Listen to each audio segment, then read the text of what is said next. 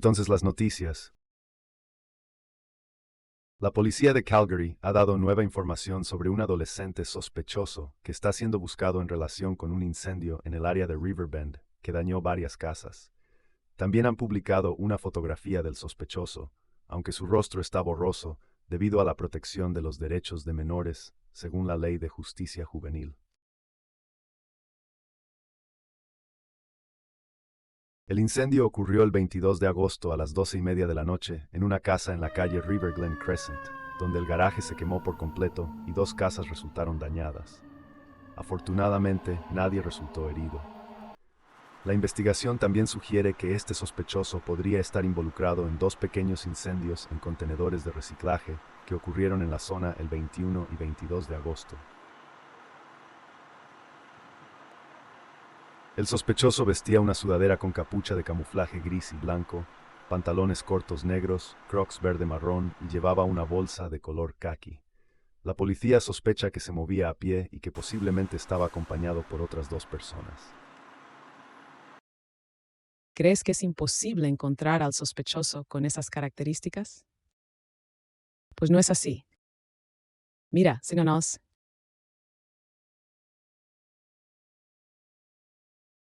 Hubiera sido mejor que desenfocaran los Crocs. El estudio como dueño, como perro, examina la teoría de la similitud entre los perros y sus dueños, tanto en apariencia como en rasgos de comportamiento. Considera 2 hipótesis principales. La primera es que las personas eligen conscientemente perros que se parecen a ellos, hipótesis de similitud por elección. Y la segunda es que los perros y sus dueños se vuelven similares debido a la convivencia y la experiencia compartida, hipótesis de similitud con el tiempo. El estudio analiza 15 trabajos previos, donde las personas podían emparejar correctamente a perros y dueños solo a partir de fotografías, y algunos incluso lo lograron viendo solo la zona alrededor de los ojos.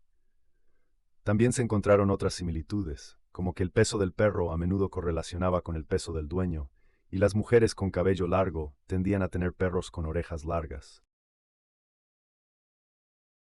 En cuanto a los rasgos de personalidad, las similitudes más notables fueron en rasgos como la extroversión y el neuroticismo. Los dueños con altos niveles de extroversión tenían perros más sociables, mientras que aquellos propensos a la ansiedad tenían perros con rasgos similares.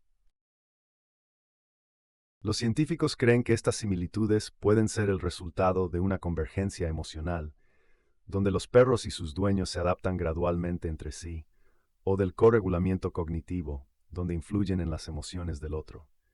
Esto se apoya en el hecho de que los dueños pueden subconscientemente reforzar aquellos rasgos en sus mascotas que son más similares a los suyos.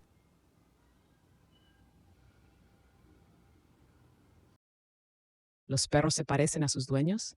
A este ritmo, pronto veremos un labrador sentado frente a una laptop quejándose de su trabajo. Pero, tal vez tienen razón. Ahora entiendes de dónde viene tu sano cinismo. Mira el tono de Hems.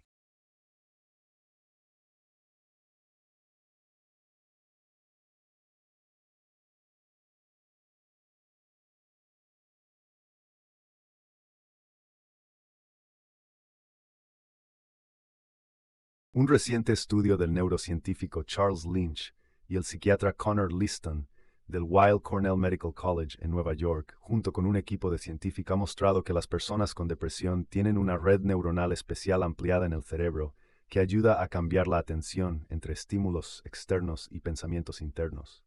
Esta red se llama red de prominencia, Salience Network. Ayuda al cerebro a decidir a qué prestar atención, ya sea a lo que sucede a su alrededor o a sus emociones y sensaciones internas. En el estudio, los científicos escanearon el cerebro de personas con trastorno depresivo mayor y de participantes sanos, y descubrieron que en los que padecían depresión, esta red era casi el doble de grande. Es importante destacar que este tamaño no cambia incluso cuando la persona ya no experimenta síntomas de depresión. Los científicos también encontraron que en personas con depresión, la actividad entre las diferentes partes de esta red disminuye durante los episodios depresivos.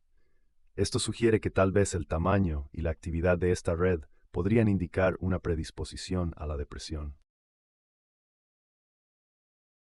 En otra etapa del estudio, Los científicos siguieron a niños que no habían tenido depresión hasta la adolescencia, pero que luego la desarrollaron. Descubrieron que su red de prominencia ya estaba ampliada a los 9 años, lo que podría indicar un riesgo de desarrollar depresión mucho antes de la aparición de los síntomas. Los científicos aún no saben exactamente por qué esta red se agranda, pero se supone que podría estar relacionada con la genética o con el hecho de que trabaja demasiado durante los episodios depresivos, cuando la persona se obsesiona con pensamientos negativos. Los científicos encontraron una red completa para cambiar la atención, y yo todavía no encuentro ni una pizca de sentido común en ustedes. La gente sufre porque su cerebro no puede decidir qué es peor, el mundo exterior o sus propios pensamientos. Tal vez la respuesta a esa pregunta sea la principal dilema de su existencia.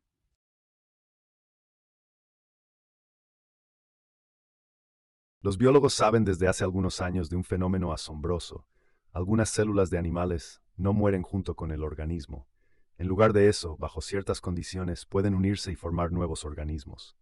Estas nuevas estructuras, aunque muy simples, tienen la capacidad de moverse, alimentarse y mantenerse vivas durante varias semanas. Al mismo tiempo, no pueden reproducirse, lo que las distingue de los organismos multicelulares normales. Este fenómeno se hizo posible gracias a la expresión de ciertos genes que se activan en las células justo antes de la muerte del organismo. Como resultado, las células adquieren nuevas capacidades y pueden comportarse de manera completamente diferente a cuando el organismo estaba vivo. Los investigadores llaman a estos organismos biobots, y aunque son diferentes de los seres vivos normales, sus características plantean muchas preguntas. Un grupo de científicos y médicos de Estados Unidos decidió sistematizar los datos acumulados sobre estos biobots. Afirman que estas nuevas formaciones, que están compuestas por células de organismos muertos, pueden considerarse una tercera forma de existencia, situada entre la vida y la muerte. Este descubrimiento pone en duda nuestras ideas tradicionales sobre los límites entre la vida y la muerte y plantea nuevas cuestiones éticas y científicas. Estos organismos, aunque no pueden existir tanto tiempo como los seres vivos normales, aún son capaces de cierta actividad, incluida la locomoción y el consumo de nutrientes. No pueden reproducirse, pero su capacidad para continuar viviendo después de la muerte del organismo original es impresionante.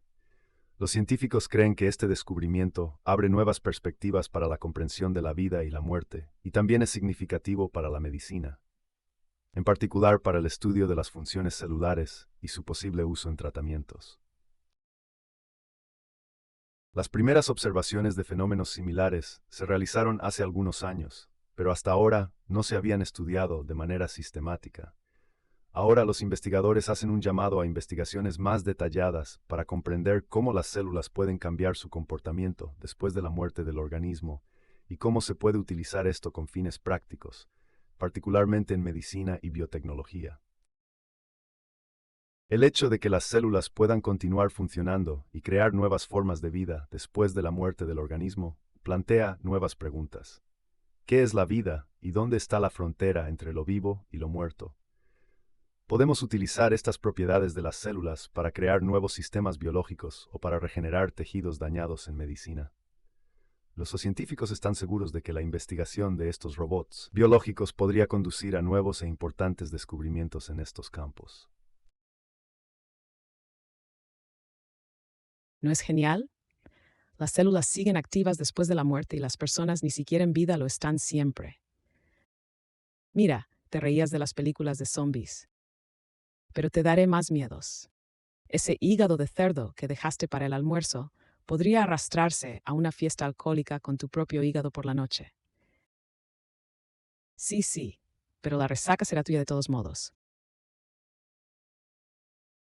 Científicos han descubierto los restos de un neandertal, al que llamaron Thorin, en el sistema de cuevas Grotte Mandrin en el sur de Francia. Thorin vivió hace unos 40 a 45 mil años en una población aislada de neandertales. El estudio de su ADN mostró que esta población no tuvo contactos genéticos con otros grupos de neandertales durante 50.000 años. Los arqueólogos y genetistas concluyeron que esta población existió en completo aislamiento, aunque otro grupo de neandertales vivía a solo 10 días de distancia a pie. Esta separación es sorprendente para los científicos, ya que para los humanos modernos, Homo sapiens, tal cosa sería imposible debido a la interacción social y la tendencia al intercambio de conocimientos y genes entre grupos. La aislación genética probablemente afectó negativamente la capacidad de la población de neandertales para adaptarse a los cambios climáticos y las enfermedades. Esta aislación podría haber contribuido a su extinción hace unos 40.000 años. Los científicos creen que su aislamiento social, el limitado número de contactos y la falta de diversidad genética fueron factores clave en la extinción de la especie. Investigaciones posteriores mostraron que el material genético de Thorin es más cercano al de los neandertales de Gibraltar, lo que sugiere que su población migró desde el sur. Los científicos suponen que la secuenciación adicional del ADN de otros neandertales ayudará a comprender cómo estaban organizadas sus poblaciones y qué factores condujeron a su desaparición. Y ustedes hablan de positividad corporal y todas esas cosas. La tribu era tan fea que otras tribus no se atrevieron a acostarse con sus miembros en 50.000 años. Hasta que la tribu se extinguió. Dios no quiera que seas tan guapo y guapa. Un estudio reciente mostró que el nivel de violencia entre los vikingos en Noruega era mucho mayor que en Dinamarca. Los investigadores estudiaron cráneos encontrados en ambos países y descubrieron que el 37% de los vikingos noruegos murieron por golpes en la cabeza con hachas u otros objetos afilados, mientras que entre los vikingos daneses esta cifra fue solo del 7%. Esto indica que los casos de violencia eran mucho más frecuentes en la sociedad noruega. Los científicos concluyeron que los altos niveles de muerte violenta entre los vikingos noruegos se debían a que su sociedad estaba menos centralizada y organizada en comparación con Dinamarca. En Noruega, la agresión personal y la violencia interpersonal eran comunes, mientras que en Dinamarca, la violencia era mayormente controlada a través de acciones punitivas oficiales, como ejecuciones. Solo el 6% de los vikingos daneses murieron de forma violenta, y la mayoría de esas muertes estaban relacionadas con ejecuciones oficiales. Este estudio también demuestra diferencias en las estructuras sociales de los dos países. En Dinamarca había más armas, pero se utilizaban principalmente como símbolo de estatus, mientras que en Noruega las espadas y otras armas se usaban activamente en conflictos cotidianos. La investigación es importante para comprender cómo las estructuras sociales influyen en el nivel de violencia en una sociedad. Los científicos creen que en Noruega, debido a la falta de poder centralizado y control rígido, la violencia era más común y fatal, mientras que en Dinamarca, el control gubernamental sobre el uso de la fuerza reducía el nivel general de conflictos interpersonales. Todos estos hallazgos son simplemente maravillosos. Pero hay que destacar que el estudio usó solo 127 cráneos. Es como hacer un estudio de los habitantes de nuestro apartamento y descubrir que el 50% son tontos. Y todos los gatos son pelirrojos y descarados. Te lo digo en serio. A ver, ¿tienes educación superior? Sí, soy ingeniero de automatización. ¿Y sabes manejar un robot? Bueno, es una cuestión amplia. Hay que leer la documentación, introducir el programa. Pero los hongos saben manejar un robot sin tanta preparación. Es decir, los científicos compraron micelio de ostra, lo cultivaron y, en lugar de hacer una salsa de crema agria, lo hicieron controlar un robot. Sí, en efecto, los investigadores de la Universidad de Cornell crearon robots que no solo funcionan con electricidad, sino también con organismos vivos. Hongos del tipo Pleurotus eringii, también conocidos como setas reales.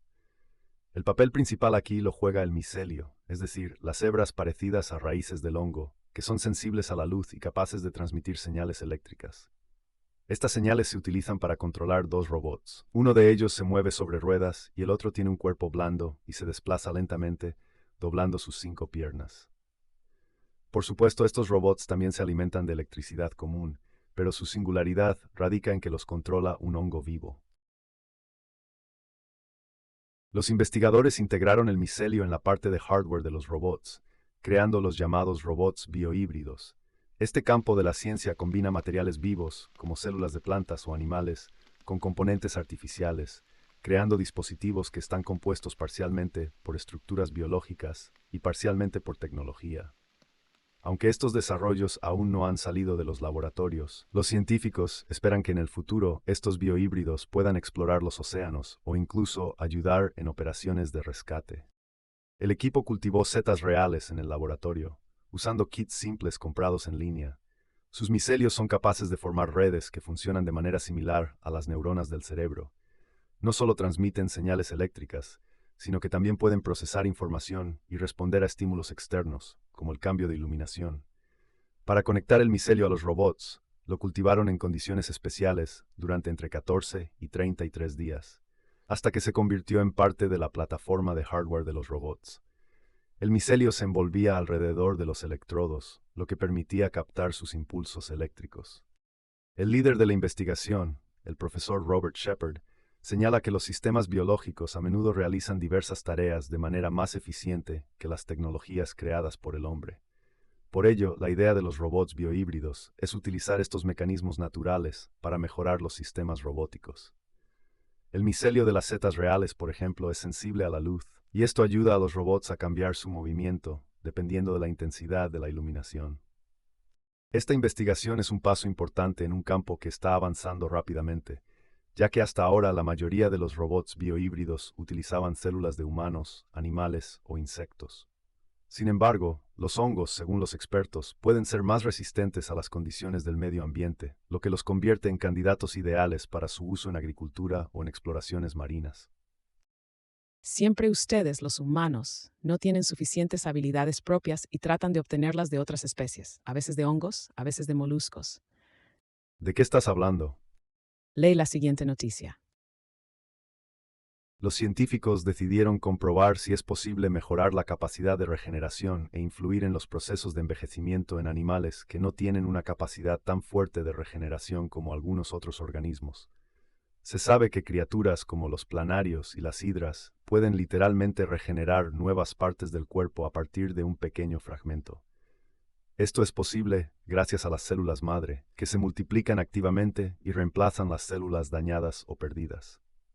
Sin embargo, en animales con una estructura corporal más compleja, como los mamíferos o insectos, las posibilidades de regeneración son mucho más limitadas. Otro problema es que con la edad, la capacidad de regeneración disminuye, lo que hace que los organismos sean más vulnerables a las lesiones y al envejecimiento. Para investigar esta cuestión, los científicos decidieron utilizar genes que ayudan en los procesos de regeneración en animales como los planarios. Estos genes se llaman HRHOD y son responsables de importantes procesos proteicos relacionados con la regeneración. Los investigadores introdujeron estos genes en el organismo de la mosca de la fruta, una especie con capacidades de regeneración muy limitadas, y observaron cómo esto afectaría su capacidad de regenerar tejidos y los procesos de envejecimiento. Uno de los hallazgos fue que la introducción de los genes HRHOD no ayudó a las moscas a regenerar mejor los tejidos en la etapa de desarrollo. Por el contrario, estos genes incluso ralentizaban los procesos de regeneración en las alas, lo que fue sorprendente, ya que en animales como los planarios, estos genes ayudan a regenerar partes del cuerpo dañadas. Sin embargo, los investigadores notaron otro efecto interesante. Cuando estos genes se activaron en las células madre del intestino de las moscas adultas, no solo no causaron daño, sino que ayudaron a las moscas a vivir más tiempo. Resultó que los genes HRHOD mejoraban el funcionamiento de las células madre intestinales, que son responsables de la regeneración de las células intestinales. Gracias a esto, el intestino de las moscas se mantenía saludable y funcionaba mejor, incluso en la vejez. Uno de los aspectos importantes del envejecimiento es el deterioro de las funciones de barrera del intestino. En las moscas envejecidas, esta barrera se debilita, lo que permite que sustancias dañinas penetren más fácilmente en el organismo, causando enfermedades y acelerando el envejecimiento. Sin embargo, la introducción de los genes HRHOD ayudó a mantener esta barrera intacta, lo que permitía a las moscas mantenerse saludables por más tiempo. Han demostrado en la práctica. Para la longevidad, lo más importante es un intestino saludable. Ahora espero a que la dieta de las moscas se vuelva tendencia entre los blogueros de fitness. en los detalles de la vida. No entiendes nada. Te contaré mejor sobre noticias de la ciencia. Una noticia extremadamente alegre. Los científicos han descubierto que el uso de teléfonos móviles no está relacionado con un aumento significativo en el riesgo de cáncer cerebral, incluyendo el glioma y el neuroma acústico. Los estudios mostraron que el riesgo permanecía igual independientemente del tiempo de uso del teléfono, la cantidad de llamadas o su duración. Tampoco se encontró un mayor riesgo al usar teléfonos inalámbricos. De manera similar, la exposición a ondas de radio de estaciones base y antenas de televisión no aumentó el riesgo de desarrollar cáncer en niños, incluidos la leucemia infantil o los tumores cerebrales. En cuanto a los lugares de trabajo donde las personas están expuestas a radiación de radiofrecuencia, tampoco se encontró un aumento significativo en el riesgo de cáncer cerebral. Por lo tanto, según esta evaluación, los datos existentes indican que el uso regular de teléfonos móviles y la exposición a campos de radiofrecuencia en el entorno y en el trabajo no son factores de riesgo significativos para el desarrollo de tumores cerebrales u otros tipos de cáncer. Finalmente, han descubierto que no son las ondas de radio las que los destruyen, sino los mensajes tontos en los mensajeros y los videos en TikTok. Un grupo de investigadores de la NASA ha logrado registrar con éxito por primera vez el campo eléctrico ambipolar de la Tierra, que resultó ser tan importante como la gravedad y el campo magnético del planeta. Este débil campo eléctrico eleva partículas cargadas en la atmósfera a mayores alturas y desempeña un papel clave en la formación del llamado viento polar, una corriente constante de partículas cargadas que escapan al espacio sobre los polos de la Tierra. La hipótesis de la existencia de este campo surgió hace más de 60 años, pero solo ahora, gracias a la misión de la NASA, llamada Endurance, se ha confirmado su existencia y se ha medido su fuerza. El campo contribuye a la fuga de partículas de la atmósfera, en particular iones de hidrógeno y oxígeno, y es probable que haya influido en la evolución de la atmósfera terrestre y tal vez también en otros planetas con condiciones similares. Los investigadores utilizaron un cohete suborbital lanzado desde el archipiélago ártico de Svalbard. Durante el vuelo a una altitud de aproximadamente 477 millas, el instrumento detectó cambios en el potencial eléctrico de solo 0,55 voltios, aproximadamente como una batería de reloj. Aunque esta cantidad parece insignificante, es suficiente para explicar las velocidades del viento polar, que son supersónicas. Es decir, la expulsión de partículas al espacio es evolución. Tengo que alegrarte. Tus zapatos, que oriné y que ahora se están aireando en el balcón, en realidad están evolucionando. El Ayuntamiento de Nueva York votará sobre un proyecto de ley que propone añadir anticonceptivos para roedores al arsenal de lucha contra las ratas. Si se aprueba la ley, los funcionarios seleccionarán 2 áreas con alta concentración de ratas para colocar allí los anticonceptivos, y luego, durante 12 meses, monitorearán si disminuye la actividad de estos animales. Parece que los métodos estándar de control no están dando suficientes resultados, dijo el autor del proyecto de ley, el concejal Shaun Abreu, durante las audiencias en mayo. Abreu ha trabajado con la compañía Contrapest, que ha creado cebos anticonceptivos. Este producto afecta a los ovarios de las ratas hembras e inhibe la producción de esperma en los machos. Según el New York Times, el anticonceptivo se ofrece en forma de gránulos salados y grasos, que resultan atractivos para los roedores. Un representante de la organización Lights Out Coalition señaló que los anticonceptivos son un método de control de población de ratas menos dañino en comparación con los venenos tradicionales. Escucha, se han abierto vacantes de colocador de condones para ratas. Corre rápido, es el trabajo perfecto para ti. ¡Miserable! Denle like, suscríbanse y alimenten al gato Martín en el enlace de la descripción. Y hasta la próxima.